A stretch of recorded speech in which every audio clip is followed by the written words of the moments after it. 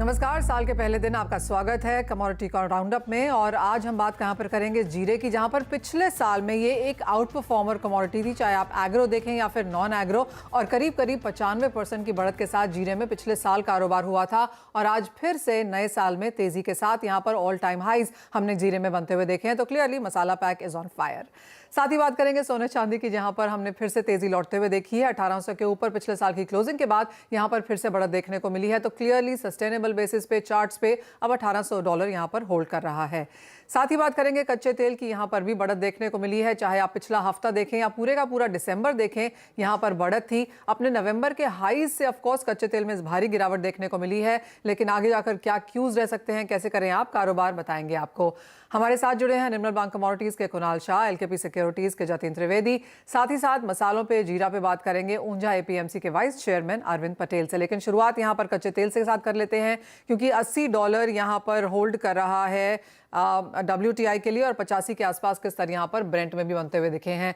कुणाल, नए वर्ष की शुभकामनाएं आपको। कैसे देखते हैं कच्चे तेल के प्राइसेस? अब यहां से क्या करने की राय है? जी मनीषा जी, अपसाइड ही लग रहा है कच्चे तेल में। मुझे लग रहा है कि कच्चे तेल के प्राइसेस मौजूदा स्तर से भी ऊपर जाएंगे। इसका मेन रीजन है चाइना। और चाइना जो हिसाब से अपनी इकोनॉमी को ग्रेजुअल फेज में ओपन कर रहा है, वो हिसाब से चाइना से तकरीबन 1 मिलियन बैरल से ऑयल की डिमांड बढ़ सकती है। सो ये चीज मार्केट में फैक्टर इन नहीं थी, प्राइस में फैक्टर इन नहीं थी, जो अभी होने लगी है। सो 65-80 पे आप बाय कीजिए। 6700 6720 का टारगेट रख सकते हैं 1-2 दिन में। और रुझान तेजी का रहेगा, और बाय डिप्स की रणनीति अपनानी चाहिए ट्रेडर्स को। जी। जतिन, आपका व्यू क्या है? आपका स्ट्रैटेजी कच्चे तेल पर रेकमेंड कर रहे हैं अपने क्लाइंट्स को, और उसके साथ नेचुरल गैस पर भी अपनी राय दीजिए, जहां पर प्राइसेस वापस हम कमजोर दिख रहे हैं। 375 के आसपास ट्रेड कर रहे हैं M6 पर। क्या करें इमीडिएट बेसिस पे? दीपाली, ये इमीडिएट बेसिस पे देखने जाएंगे तो ट्रेंड जो है वो थोड़ा पॉजिटिव ही है। शॉर्ट टर्म ट्रेंड जो है वो मुझे लग रहा है अभी भी कंटिन्यू रहना चाहिए। जिस हिसाब से पिछले महीने भी हमने देखा था कि एक वॉलेटाइल सेशन पहले हफ्ते में रहा था दिसंबर महीने में, उसके बाद एक अच्छी खासी तेजी जो है वो उसके अंदर देखने मिली थी क्रूड ऑयल के अंदर। तो ये जो कच्चा तेल है उसमें ये अभी भी मुझे लग रहा है थोड़ा सा ट्रेंड पॉजिटिव रहना चाहिए। जिस तरह से डिमांड साइड का जो आउटलुक बन रहा है चाइनीज इकोनॉमी ओपनिंग अपने के बाद, यहाँ से टेक्निकली भी एक सेटअप जो है बहुत ही बेहतरीन है। एक रिवर्सल फॉर्मेशन देखने मिला था लास्ट वीक, और वहां से फिर वापस से सपोर्ट लेते हुए देखने मिला है। Towards the end of the week हमने देखा है कि थर्सडे और फ्राइडे के दिन अच्छी खासी बाउंस बैक देखने मिली है प्राइसेस के अंदर। तो टेक्निकली मेरे हिसाब से जब तक 6400 के ऊपर ट्रेड कर रहा है, तब तक कच्चा तेल के अंदर जो है वो बाइंग मोमेंटम कंटिन्यू रहेगा इस हफ्ते। 6750 6800 ये इनिशियल रेजिस्टेंस है जो इस हफ्ते छूने की कोशिश कर सकता है कच्चा तेल MCX पर। और साथ ही साथ में जो सपोर्ट जैसे मैंने बताया 6400 का, सो बाइंग ऑन डिप्स की रणनीति यहाँ पर फेवरेबल है।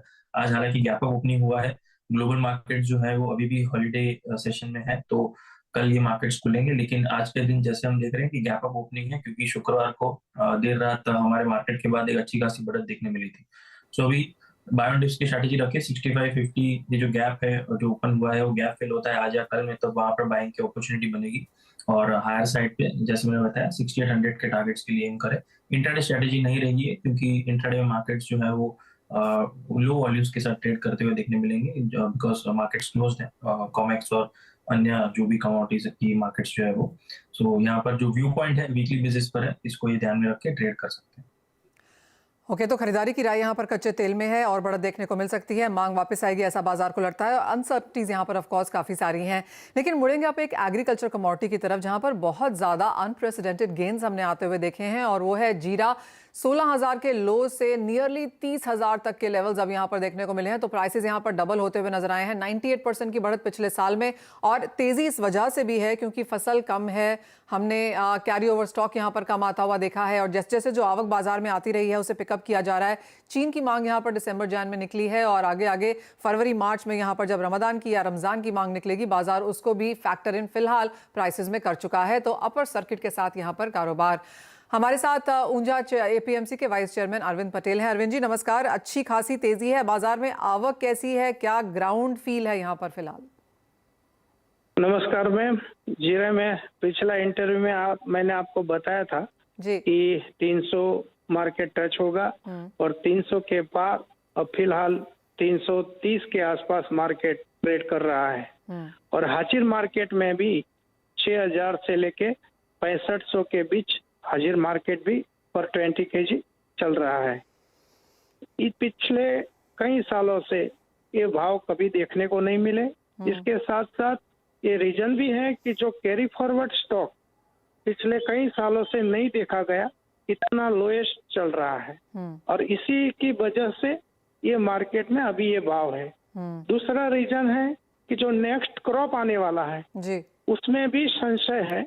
वेदर का सपोर्ट न रहने से जो नया क्रॉप आने वाला है मार्च अप्रैल में, उसमें भी धारणा ये बनी हुई है कि करीब पिछले साल या इसके इक्वल या मतलब 50 से 55 लाख बोरी का जो पिछले साल का क्रॉप आया था उसी के आसपास ही आने की उम्मीद है, अगर वो सेफ वेदर रहा और कंडीशन रहा तो भी। जी इसीलिए ये मार्केट फिलहाल इस लेवल पर चल रहा है। अरविंद जी, इतने हाई प्राइसेस पे क्या मांग पे कोई इम्पैक्ट पड़ा है? क्योंकि आगे जब हम जाते हैं, जब हम दिसंबर, जनवरी, फरवरी, मार्च की बात करते हैं तो चीन की मांग निकलती है, गल्फ कंट्रीज की मांग भी निकलती है, लेकिन क्या इतने हाई लेवल्स पे आपको लगता है एक्सपोर्ट थोड़ा सा यहाँ पर हिट हो सकते हैं?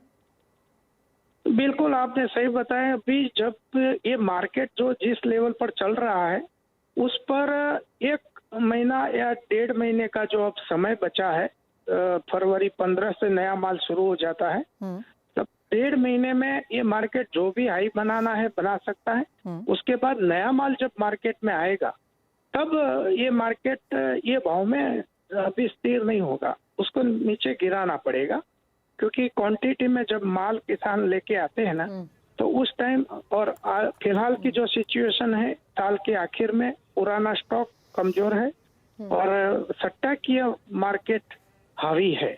सट्टा की वजह से ही ये मार्केट में ज्यादा पिकअप दिखा गया है। आगे नया माल आने पर शायद ये भाव नहीं मिल सकते, ऐसी उम्मीद है कि इसमें जरूर एक गिरावट भी ऐसी ही देखी जाएगी जो अभी बढ़ा रहा है। ओके तो अरविंद जी, 2 चीजें और, अभी जो टोटल कैरी फॉरवर्ड स्टॉक है कितना उसमें कितना एग्जॉस्ट हो चुका है, और दूसरी बात जैसे आपने कहा कि जब फ्रेश स्टॉक आएगा तब प्राइसेस इतनी तेजी से नहीं जाएंगे, फरवरी से एक्सपेक्टेड है कि नए फ्रेश स्टॉक अराइवल आना शुरू हो जाएगा, तो अब क्या मान के चलें कि जो तेजी का पीक है वो बन चुका है, यहाँ से और तेजी हम नहीं देखेंगे या और भी ऊपर जाने की गुंजाइश दिख रही है फिलहाल नियर टर्म में प्राइसेस में? देखिए मैम, जो जिसके पास भी पुराना स्टॉक है वो काफी करीब 80 से 90% स्टॉक बिक चुका है हर किसी के पास, चाहे किसान हो या व्यापारी हो। और जो 10% माल बचा है वो 10% मायने कि 10 लाख के अंदर का स्टॉक है मार्केट में। अब जब 10 लाख से अंदर और साल जब पूरा होगा 15 फरवरी की बात करें तो मुश्किल से 2-4 लाख बोरी रह गया तो रह गया। ये सिचुएशन पर अभी की मार्केट है, इसलिए पुराना माल में मैं प्रॉफिट बुकिंग की ही सलाह दूंगा, लेकिन नया माल जब आए और अप्रैल और मार्च में करीब 25% माल बिक जाए और जो लेवल बनेगा वो लेवल पर फिर स्टॉक करने वालों को वापस एक बड़ा हाई देखने को मिलेगा। कुल मिला के मैडम, जीरे में ये साल अभी या बाद में तेजी का मूवमेंट बना रहेगा ये पूरे साल भर। ऑल राइट, यानी कि बढ़त तो यहाँ पर जारी रहेगी, लेकिन क्या करंट प्राइसेस यहाँ पर सस्टेन होंगे वो थोड़ा मुश्किल लगता है। कुछ मुनाफा वसूली नई फसल आने के बाद देखने को मिल सकती है, क्योंकि लेकिन पिछले साल का कैरी फॉरवर्ड स्टॉक नहीं है, तो जीरा आपकी वो कमोडिटी इस साल भी रह सकता है जो आपको आउट परफॉर्मेंस दे। क्लियरली किसी एसेट क्लास या किसी कमोडिटी ने 98% जैसी गेन्स यहाँ पर आपको नहीं बना के दिए हैं जो जीरा ने करके दिया है। जैसे मैंने आपको कहा 16,000 से ये साल स्टार्ट हुआ था 2022 और आज 32,000 के लेवल्स यहाँ पर हम आपकी स्क्रीन पे देख रहे हैं। अरविंद जी, बहुत शुक्रिया साथ जुड़ने के लिए। इसी के साथ एक ब्रेक के लिए भी रुकेंगे। कुणाल और जतिन हमारे साथ हैं। जब लौटेंगे तो बात यहाँ पर मेटल्स की करेंगे। प्रेशियस मेटल्स और बेस मेटल्स में क्या स्ट्रैटेजीज बना के आपको आगे चलना चाहिए, इस पर करेंगे चर्चा। आपका स्वागत है गोल्ड स्पॉट में। बात अब यहाँ पर सोने चांदी की कर लेते हैं, क्योंकि अच्छी खासी तेजी हमने यहाँ पर पिछले 2-3 महीनों में बनते हुए देखी है, जो अब भी यहाँ पर बरकरार है। कुणाल, कैसे देखते हैं इस बढ़त को, क्योंकि अनसर्टनिटीज तो बहुत ज्यादा है। डॉलर पर ऑफकोर्स यहाँ पर नजर रहेगी, और एक और चीज जिस पे बाजार नजर रखेगा वो है पेपर बाइंग या ETF बाइंग, जो पिछले साल काफी डिसअपॉइंटिंग रही है। क्या आप उसको वापस लौटता हुआ देखते हैं, और इन करंट स्तरों से जहां पर भारतीय बाजारों में 55,000 के लेवल्स हैं, क्या करने की राय है इस क्वार्टर में, इस पूरे साल में? देखिए गोल्ड ने डॉलर टर्म्स में अगर आप देखेंगे तो 1% रिटर्न दिया है, यूएस डॉलर की बात कर रहा हूँ मैं, dollar denominated return. So gold basically हमको इंडिया में हमारी करेंसी डेप्रिशिएट हुई है, सो हमको इंडिया में जो रिटर्न दिखने मिला है 2022 में, that is because mainly because of the currency. So gold is still major under performer considering whatever is going on in the world. So my view is bullish, मुझे लग रहा है ऊपर जाएगा गोल्ड यहाँ से भी। सो अगर डॉलर इंडेक्स को आप देखिए 103.50 चल रहा है, जो 114.15 का पीक था। थोड़ा सा जो प्रेशर अभी गोल्ड में आ रहा है that is from US 10 year bond yield, जो लगातार बढ़ रही है, 3.4 से बढ़ के 3.8889 हो गई है। सो वो एक सेंटिमेंटली थोड़ा नेगेटिव है। सो एक बार वो अगर 4% या 4.05% होती है तो थोड़ा बहुत करेक्शन देखने मिलेगा, but as of now for trading के लिहाज से मैं अभी भी बाइंग के लिए ही रिकमेंड करूंगा। मुझे लग रहा है कि आप 55,100 पे बाई करके 55,350 का टारगेट रखिए, और ओवरऑल गोल्ड में ध्यान तेजी का बरकरार रहेगा। सो मंदी के लिए कोई ज्यादा ट्रिगर नहीं है अभी फिलहाल कि जिसको देख के हम ऐसा कह सकते हैं कि गोल्ड बहुत नीचे चला जाएगा, ऐसा कुछ, ऐसा कोई ट्रिगर्स नहीं है। Absence of bearish triggers right now in the market. एक बॉन्ड यील्ड जो है यूएस का, वही थोड़ा जो फैक्टर है जिससे कभी भी कोई छोटा मोटा करेक्शन आ सकता है। बाकी सभी फैक्टर्स गोल्ड के लिए बुलिश इंडिकेशन दिखा रहे हैं। ओके जतिन, आप भी तेजी में ही है क्या सोने पर, और अगर हाँ तो आपके हिसाब से बेहतर लेवल क्या है एंट्री लेने का? और दूसरी तरफ 55,000 के ऊपर गोल्ड तो होल्ड कर रहा है, सिल्वर स्लाइटली 70,000 के नीचे है, सिल्वर पर भी क्या स्ट्रैटेजी है? दीपाली देखिए 2022 के अंदर हमने गोल्ड को देखा था कि 50,000 एक बेस सपोर्ट की तरह एक्ट किया था। जब भी 50,000 के नीचे प्राइसेस ट्रेड होते थे, बहुत ज्यादा देर तक रहते थे नहीं, और वहां से बाइंग जो है वो भी मोमेंटम देखने मिल जाता था, mainly because of the rupee depreciation, rightly pointed bye my colleague Kunal also. और साथ में ही हमने देखा है कि पिछले 2 साल से कॉमेक्स के अंदर रिटर्न्स जो हैं वो ईयर ऑन ईयर बेसिस पे देखने जाएंगे तो फ्लैटिश है। 1823, 1829 ये जो है वो क्लोजिंग रही है पिछले 2 सालों से। 2021 दिसंबर की क्लोजिंग, 2022 की दिसंबर क्लोजिंग मोर और लेस सेम इनलाइन ही है। उसके बीच में डेफिनेटली 15% गेन और 8 to 9% फॉल भी हो चुका है, जहाँ पे हमने 1600 के आसपास के लेवल्स भी देखे हैं और 2080 के लेवल्स भी देख चुके हैं 2022 के अंदर। लेकिन जो गेन्स जो होल्ड होना चाहिए वो नहीं हुआ था कॉमिक्स में, तो ये जो है वो आने वाला साल जो है वो बढ़त के साथ जो है इनिशियली देखने मिलना चाहिए। I think first 6 month itself जो है वो स्ट्रॉन्ग पॉजिटिव मोमेंटम जो है वो देखने मिलना चाहिए गोल्ड के अंदर। और rightly pointing with level perspective, जैसे मैंने बताया कि 50,000 का लेवल 2022 में एक सपोर्टिव जोन प्ले करते हुए दिखने मिला था। अब जो है वो 2023 में ऐसा है कि जैसे 55,000 के ऊपर हम ट्रेड करना शुरू करेंगे और होल्ड करना शुरू करेंगे, तो ये जो है वो न्यू नॉर्मल बनना चाहिए। 55,000 जो एक बेस सपोर्ट जो है वो एक्ट करते दिखने मिलना चाहिए आगे चलते हुए, जैसे हमने 50 का बैरियर देखा था, एक सपोर्ट लेते हुए दिखने मिल रहा था पिछले साल। और जो आने वाला साल है उसके अंदर मुझे लग रहा है 55,000 जो है न्यू नॉर्मल एक रेट बन जाएगा सबके लिए, एक फैक्टर बन जाएगा कि 55 is the new normal now. So bullish momentum जो है वो पॉजिटिव ही है, व्यू पॉइंट भी पॉजिटिव है गोल्ड के लिए। और टारगेट्स के हिसाब से देखने जाए तो इमीडिएट बेसिस पर मेरा टारगेट बन रहा है 55,500, 55,600 on week to 10 days basis, और 54,800 जब तक होल्ड कर रहा है तब तक मेरे लिए व्यू पॉजिटिव है, वेरी शॉर्ट टर्म बेसिस की बात कर रहा हूँ। Silver on the other hand 70,500 का एक स्ट्रॉन्ग स्टिफ रेजिस्टेंस है, क्योंकि बेस मेटल के ऊपर भी थोड़ा सा प्रेशर बना हुआ है पिछले 2 हफ्तों से। सो जैसे ही सिल्वर के प्राइस 70,500 के ऊपर ट्रेड करना शुरू कर देते हैं और एक क्लोजिंग देना शुरू कर देता है, तो मुझे लगा एक स्पॉट ऑफ रैली जो है उसके अंदर भी ड्यू है, जो सीधा उसको 72,000 के ऊपर प्राइसेस सीधा लेके जाएगा, क्योंकि वहां पे कोई रेजिस्टेंस है नहीं मेरे हिसाब से 17,500 के ऊपर। सो आई थिंक बाइंग ही रहना चाहिए गोल्ड और सिल्वर दोनों के अंदर, शॉर्ट टर्म में भी और पोजिशनल बेसिस में भी।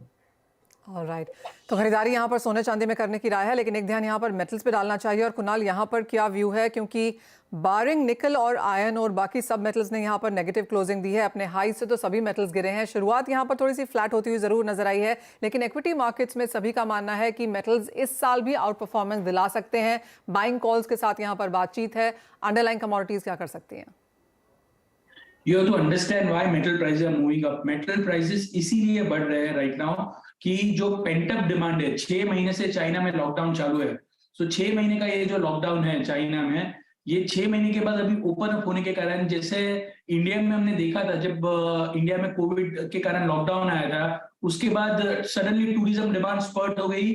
सेम वे चाइना में 6 महीना लॉकडाउन के कारण जो डिमांड थी वो सप्रेस थी, वो सडनली सब डिमांड अभी निकल के आ रही है, इसके लिए बढ़ रहा है। अभी आगे जाके वेदर दिस विल कंटिन्यू और not, that remains to be seen, but at least for January month, जब चाइनीज न्यू ईयर के पहले ये जो बाइंग मोमेंटम है वो थोड़ा कंटिन्यू रह सकता है। सो एक ये जो अपसाइड आया है उसमें थोड़ा बहुत एक्सटेंशन देखने मिलेगा, बट बहुत ज्यादा बुलिश कहना थोड़ा डिफिकल्ट है from this junction. So call के हिसाब से 720 में हम कॉपर बाय कर सकते हैं, 717 716 का स्टॉप लॉस लगा के ऊपर में 726 728 तक के लेवल आपको देखने मिलेंगे। बट आई एम नॉट, यहाँ से मैक्सिमम 750 रुपए तक कॉपर जा सकता है, उससे ज्यादा मुझे तेजी अभी फिलहाल समझ में नहीं आ रही है। जतिन, आपकी कोई पिक है क्या मेटल पैक से? दिवाली टॉप पिक के हिसाब से मैं देखने जाऊंगा तो मुझे लग रहा है अगर रिवाइवल आना है प्राइसेस के अंदर तो एल्यूमिनियम के अंदर आएंगे, वरना जो ये वीकनेस जो है दौर जो पिछले 2 हफ्ते से देखने मिल रहा था वो कंटिन्यू रह सकता है। सो अगर बेट्स लगाना ही है तेजी में तो एल्यूमिनियम पे लगाना चाहिए पोजिशनल बेसिस पर, वरना जो है वो काउंटर्स जो है वो साइडवेज ही रहेंगे। स्टार्टिंग में मुझे लग रहा है at least for the next month और सो ये जो साइडवेज मोमेंटम है वो कंटिन्यू रहेगा। कॉपर का 730 735 on the higher side, 710 705 on the lower side, ये रेंज रहेगी कॉपर के अंदर मेरी। और एल्यूमिनियम जो है उसके अंदर 220 का एक स्ट्रॉन्ग रेजिस्टेंस है, स्टिफ रेजिस्टेंस है, तो जब तक ये 220 के नीचे है तब तक मुझे लग रहा है साइडवेज मोमेंटम कंटिन्यू रहेगा इसके अंदर। 220 के ऊपर प्राइसेस ट्रेड करना शुरू करते हैं उसके बाद मुझे लग रहा है एक स्ट्रॉन्ग ब्रेकआउट है उसके अंदर, तो वहां से पोजीशन जो है मोमेंटम बिल्टअप होगा। लुक्स वेरी अनलाइकली कि इमीडिएट बेसिस पे होगा, it will take its own time things to develop, और फ्यू फंडामेंटल डेवलपमेंट्स जो है बाहर आने चाहिए, उसके बाद ही इसके अंदर जो है स्पॉट देखने मिल सकता है। सो इमीडिएट बेसिस से मेरा व्यू पॉइंट जो है वो साइडवेज टू रेंज बाउंड है सभी मेटल्स के अंदर। ओके, तो साइडवेज टू रेंज बाउंड रह सकते हैं मेटल पैक, लेकिन एल्यूमिनियम पर आप नजर रखकर चल सकते हैं। शुक्रिया कुणाल और जतिन, आप दोनों का ही आने के लिए शो में अपने व्यूज देने के लिए, स्ट्रैटेजीज शेयर करने के लिए। शो को समेटने का वक्त है, इसलिए मुझे मनीषा जी को दीजिए इजाजत। ब्रेक के उस पार आप देख सकते हैं फ्यूचर एक्सप्रेस सुमित मल्होत्रा के साथ। नमस्कार।